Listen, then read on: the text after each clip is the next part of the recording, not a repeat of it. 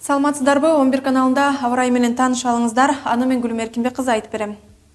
АКШнын жээктеринен орун алган Метью бороону өлкөнүн түштүк-чыгыш аймактарындагы 17 кишинин өлүмүнө алып келди.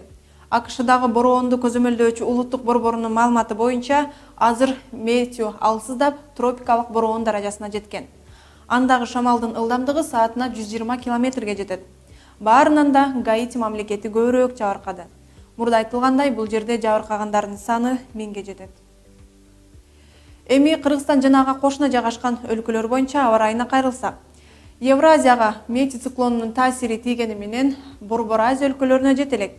Себеби бул өлкөлөрдө асман ачык болуп, жаан кээ бир аймактарда гана жаашы күтүлүүдө.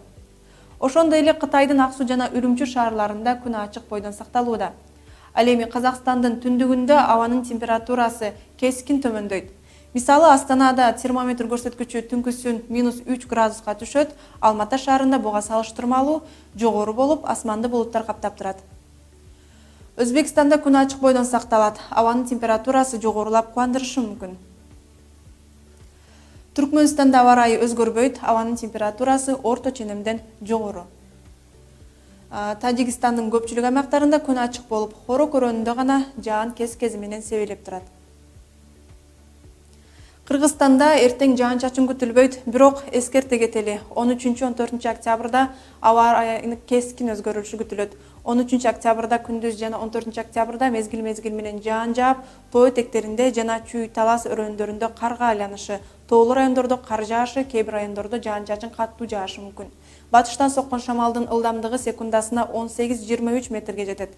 14 октябрда күндүз абанын күндүзгү температурасы төмөндөп, Чүй, Талас, Ысык көл, Нарын областарынын дыйканчылык аймактарында 5-10, Ош, Жалал Абад, Баткен областарынын өрөөндөрүндө 10-15 градуска жылуу, тоолуу райондордо 2-7 градуска суук болушу күтүлөт.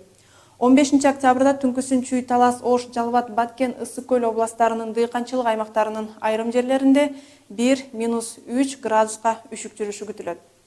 Мындай үшүктүн жүрүшү жыйналбаган жашылчага, мөмө жемиштерге жана казылып алынган картошка, кант кызылчасы үчүн коркунучтуу. Ошондуктан шашылсаңыздар болот. А биз болсо аба ырайын көзөмөлдөп сиздерге жеткирип турабыз. Кайрадан көрүшкөнчө.